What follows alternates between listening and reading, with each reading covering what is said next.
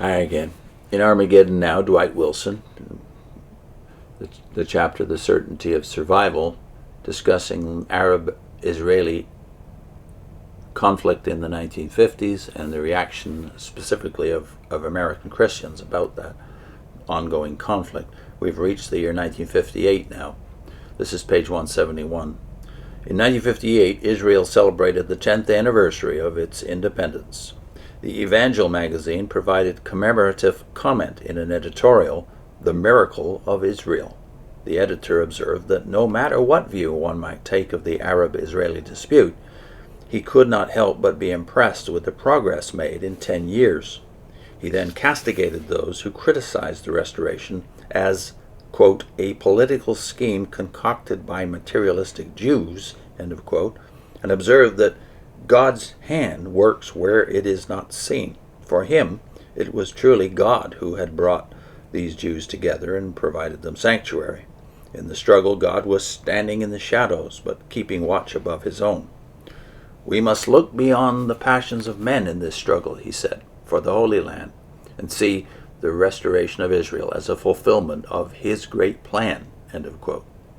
The same issue of the Evangel carried a commemorative article by Louis H. Hauff. Hauff's tone was more anti-Arab than the editor's. He observed that if the 650,000 Jews in Palestine 10 years ago had been able to absorb nearly twice that many more, surely 40 million Arabs should be able to absorb and resettle only 1 million Arab refugees. Similar anti-Arab attitudes were reflected throughout the 1950s in an era of growing Arab nationalism. These attitudes were, in part, derived from applying to the Arabs Obadiah's warning to Edom of divine judgment upon those who mistreated God's chosen people. The refugee problem was often depicted as a result of the Palestinian Arabs' own folly in leaving their homes in response to the call of Arab leaders.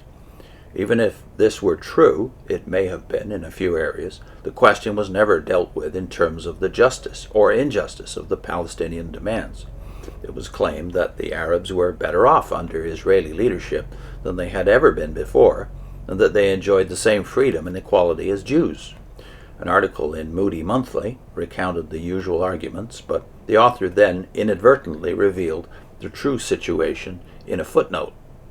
He said, quote, we have been told that 5,000 Arabs have left Beersheba, an Israeli city, and that perhaps eventually more from all over Israel will leave.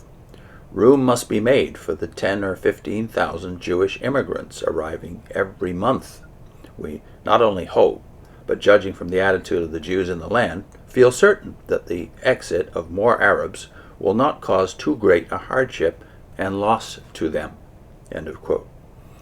One would certainly also hope that this was an expression of naivete and not of cynicism.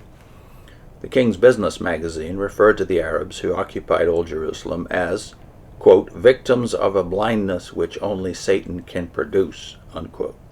But eventually they would have to give way in face of God's purposes. Commenting on the Saudi Arabian monarch's statement calling on the Arab states to be prepared to sacrifice 1 million men in the process of exterminating Israel, the Evangel observed that the attempt to destroy the Jews had been tried many times before, but it also always resulted in a boomeranging effect. Quote, all such efforts have turned upon the would-be destroyer to destroy him, end of quote. Premillenarians depicted Arab nationalism as a sinister demonic force, whereas Israeli nationalism was an ennobling divine call back to the Holy Land. If nationalism, however, can be equated with pride, then in terms of a truly Christian ethic, it would seem that Arnold Toynbee's analysis of nationalism as the greatest sin of the 20th century is particularly appropriate. The Arab position in prophetic history was given a new twist in a 1956 book by Charles E. Pont, P-O-N-T, The World's Collision. This work was honored with an introduction by E. Schuyler English, the new editor of Our Hope after the death of Arno C. Gaebelein, and later an editor of the Revised Schofield Reference Bible. Pont believed that the Arabs would not be allowed not be allied rather, with Russia at the time of her invasion of Palestine, as most writers said, but rather would be on the side of the United States and Britain. The variety of possibilities which these biblical scholars were able to come up with was truly amazing, especially in light of the confident dogmatism with which they asserted their own particular views.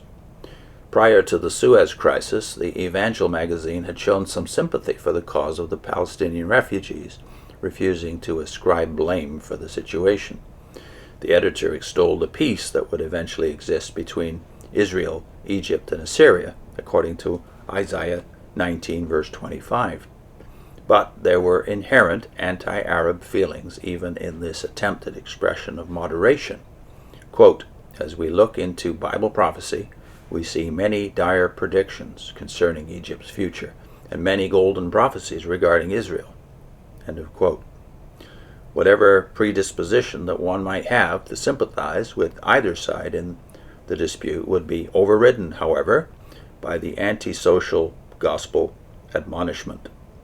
Our responsibility as Christians, this article went on to say, is not to worry over international affairs, but to preach the gospel to every human being. End of quote. After the Suez crisis, though, the bedrock of the true premillenarian attitude was thrust to the surface, as the editor said, quote, "Today the Arabs are charging that the Jews are trespassing on land that has been Arab for centuries. It is not more correct, or is it not more correct, to say that the Arabs for centuries have been trespassing on land that God gave to the Jews millenniums ago?" End of quote.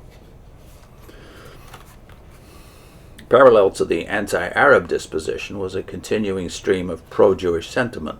This attitude was synthesized in The King's Business in an article by Biola's Charles L. Feinberg entitled, quote, "Israel, the Apple of God's Eye."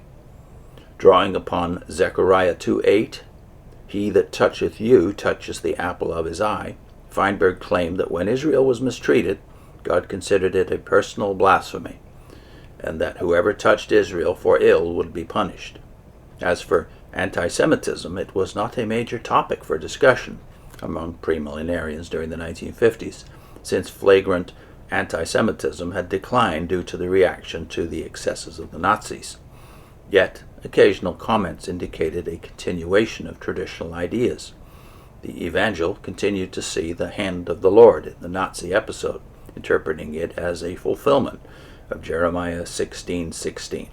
The Germans had been hunters and fishers sent by God to hunt out his people and cause them to return. What was to develop later as a major topic of discussion was Russian anti-Semitism. In 1950, the Sunday School Times explained Russia's prohibition against the Jews leaving the Soviet Union as a response to the defeat of communist candidates in the Israeli elections following independence, totally ignoring the long tradition of anti-Semitic expression in Russia. The Evangel carried on the conventional attitude regarding anti-Semitism as God's punishment for the Jews' iniquity. In speaking of the Restoration, Milton R. Lindbergh said that the final regathering could not take place until the Jews acknowledged their sin, which had brought on the 1900-year dispersion. I'll put in a link to the Jehovah's Witnesses version of Armageddon, a very peculiar one, but believed in by at least 15 million people right now. Watched our version of Armageddon, plus another link to the Revelation playlist. See you soon.